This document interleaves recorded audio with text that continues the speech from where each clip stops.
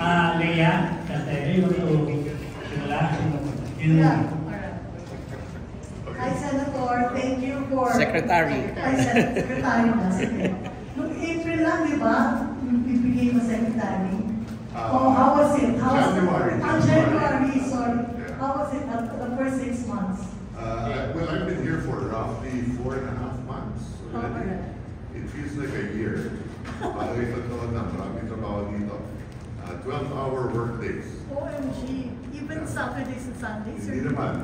Sabado at Linggo, libre naman. So, not to worry. Pag Sabado at Linggo, kasama ko yung kasama ko. So you have time for your family? Always, yes. Speaking of wife, sir, sinabi mo, baka tatapulit si ITV as governor ng Batangas. She's considering it. Wow. Parang panalo na naman. Pag tumakbo yun, sigurado manalo yun. Sir, pag-usapan niyo naman, sir. Kawawa yung lalaman doon. Sila Vistins, di ba? Si Mark was your vice governor for several terms. 9 years. Yeah, 9 years. 9 years. So yung time na yung ating He can also be again her vice governor just in case. Pwede rin pagdaanin sila. Meron pa siyang one more term. Okay. And the more? Glenn. Oh, Glenn. Hi, Sec. Si Ryan, it seems like he's a potential politician din. Kasi, di ba, napaka niya sa tao. And right now, nagka-come out na rin siya to open as parang public servant na rin ba? Yeah, posible. Ryan may also run for Congress. Wow. In my district in Lipa City. Si Luis, second day. Si Lani, posible din. You never can tell. There are two positions probably at stake. One is the governorship, but one is Congress. There are potentially 3 candidates. Si Lucky and Ryan. First time. Right. On the record yan Seka. That's what nag-iisip. How about the showbiz for Ryan? Na-mention na pag-uusapan ba? Si Ryan mahilig sa music. So in the dramas he starts to sing right now. And I wouldn't be surprised. Siyempre, dugo niya galing sa namin niya. So, as Secretary of Finance, what do you intend to do with the department? Improvements or any other policies na pwede mong Well, siguro something closer to you, Okay. to the movie industry. So, si Pipo nandito a few days ago, si Tirso, and he was lobbying for parang kompleto yung building meeting. FDC. Film Academy of the Philippines. Film Academy. FDCP. Yeah, the government. Yeah. FDCP, Film Development Council. of the Philippines. And then I think sa may intramuros yun, kailangan na po, dagdag na po ang daw para matapos yung mga proyekto nila doon, including the film archives. So, Secretary of Finance, tutulungan ko rin. FDCP. So, among others. Thank you. So, trabaho ko dito is to fund the national government. Wow. So, ang ginagastos ng gobyerno sa isang araw is 15.8 billion a day.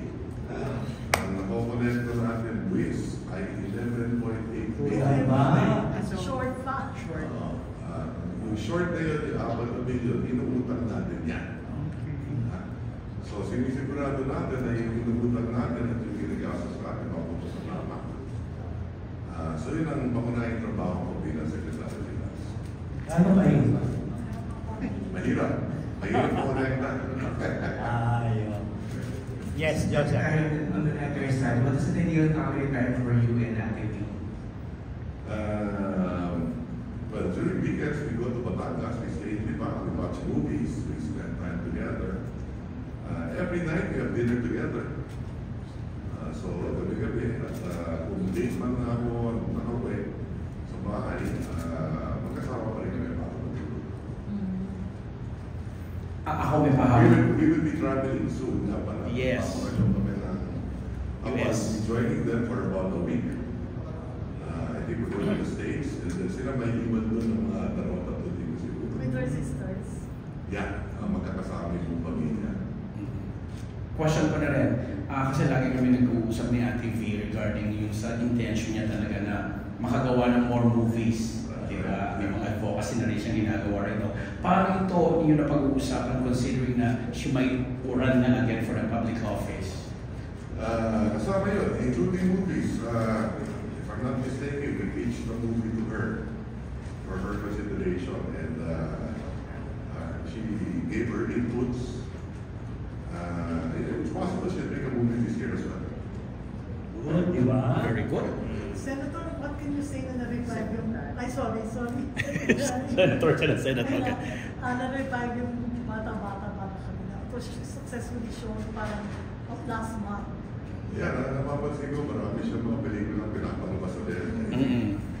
She's been joining some of you making tours in the different universities. I think, nakakatuwa that the younger generation is able to relate to her movies, appreciate her movies.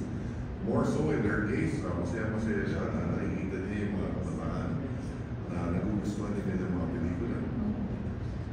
So she wants to make more movies as well. Yeah, 25 years ago now. Oo, bawi-bawi siya. Diba? Magaling naman talaga. Of course. Anyone? More questions? Marumina? With that, sige. Lumina. Mr. Fu. Okay ka na. Okay, Natatakot sila lahat. Kaya si Diego. Sir, when it comes po sa Department ng Finance tayo, ano po ba yung pwede nyo i-share na parang pinag-focusan po ng department ngayon? Sa kayo, mabawasan yung smuggling, halimbawa sa Bureau of Customs, para mas makakonekta tayo, para we need not borrow more, and we are able to spend our needs by ourselves, essentially. So yung mga anti-corruption, making the department more efficient, they are the POC. Kaya focus na siya. Was this a long-term goal po? Sustainable platform? Long-term goal, essentially, na mabawasan natin ang pahirapan sa ating bansa. By 2028, I will sabihin na we're on track to reduce poverty incidence to 9%. 9%. By 2028. So yun ang pinakamahalagang numero. Mabawasan natin ang pahirapan sa ating bansa. Thank you po, sir. One last na lang ako. Sige, thank you, Diego. Sec, tatapusin mo yung 4 na taon na ta or Yes. babalik ka sa politics? By 2021. I'm committed to help the Marcos administration. Nandito tayo. Siguro ang pinakamaaga ay October of 2027 before I will step down. Probably in preparation to run again in 2028. Or Senator. Possibly for that. Nothing final really. Tagal pa eh. Matagal pa yun eh. Oo, yung munang paalisin bilang Thank you, secretary. sir. Thank you, sir. Thank you. Salamat. Thank you very much, Mr. Secretary, for the time at sa